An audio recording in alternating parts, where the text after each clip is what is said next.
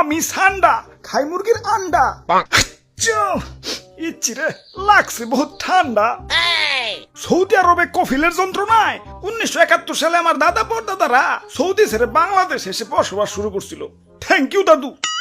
দাদা যদি সৌদি না ছাড়তো এতদিনে তো কফিলের ছেলেবেলের পেটে চলে যাইতাম। সবুজ শ্যাবল বাংলাদেশে খুব রিল্যাক্সে আছি। না আছে কফিলের যন্ত্রণা, না আছে মরুভূমির যন্ত্রণা।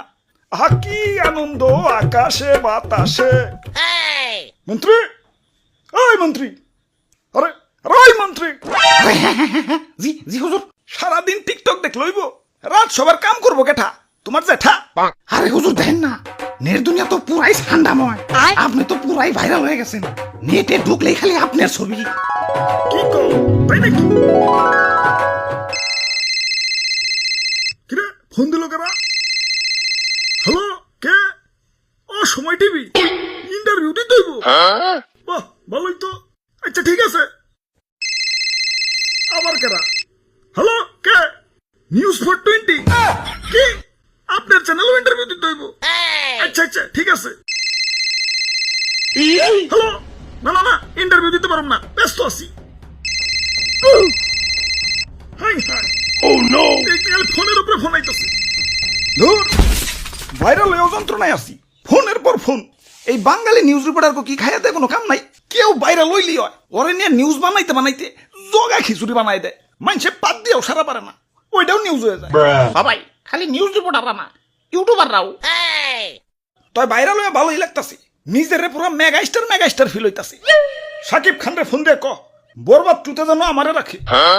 আরে হুজুর, খবর কিছু রাখেন। বরবাদ টুতে আপনারা রাখবো, নিশ্চয় রাখবো। তো এই অ্যাক্টর হিসেবে না, খাবার টেবিলের খাবার হিসেবে। কি কও তুমি? হ্যাঁ, দেশে ঠান্ডা ভাইরাল হওয়ার পর থেকে দেশের পাবলিকরাও আমাকে ধরে ধরে খাওয়া শুরু করছে। অনেকে তো ঠান্ডা ভেবে বেচারা ঘুষাবেও ছাড় দিতেছে না, ঘুষাবো খাইতেছে। কও কি সৌদির কফিল কি বাংলাদেশে বললো নাকি? হুজুর এই মাত্র খবর পাইলাম, সুলতান ডাইনে ঠান্ডা বিরিয়ানি চালু করছে। এতক্ষণে কাম হইছে, বংশ তো নির্বংশ হয়ে যাবে।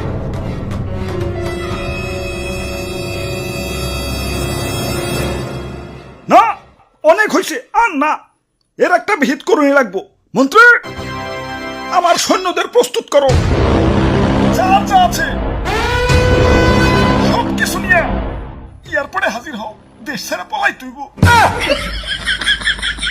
গুসাব, তোমরাও চলো। যে দেশে ইন্টারনেট নাই ওই দেশে যাবো।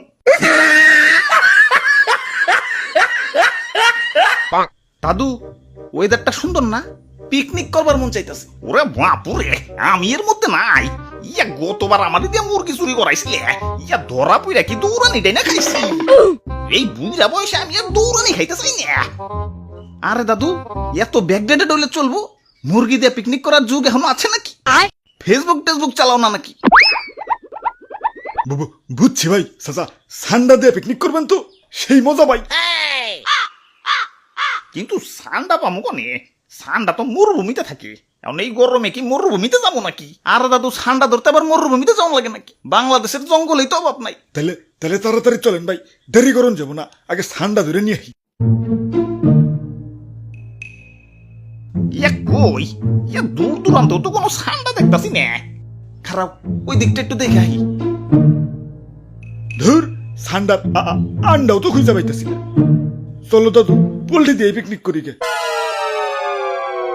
আরে দাদু, পাইছি পাইছি, ধরছি আলারে। আমি একা ধরে রাখবার পারতাছি না। দাদু তাড়াতাড়ি হো, তাড়াতাড়ি হো। আরে ভাই শক্ত করে ধরেন, সাইরেন না ভাই, সাইরেন না। ওরে বাপুরে, আইট করে ধরো। দাদু তাড়াতাড়ি হো, তাড়াতাড়ি হো। শরীর অনেক শক্তি, একা ধরে রাখবার পারতাছি না।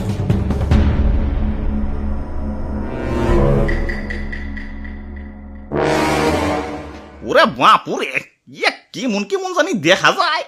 ইয়া কুমির কুমির মনে হইতাছে না? আরে দাদু, কি যে কও, কুমিরে তো ছোট নাকি? হা হা, ঠিকই তো। ওরে বাপুরে, ইয়া কুমির তো ছোট না, কিন্তু কুমিরের বাচ্চা কইলাম ছোটই। তে কাম হইছে। কুমিরের বাচ্চা যখন আছে, আশেপাশে কুমিরের গার্জেনও আছে। বাবু, গার্জেনটা কিছু করো না, ললিপপ কিনে দিন। আমি যাই, গার্জেন হার আগে এইটা বলি। ভাই গার্জেন হয়ে পড়ছে।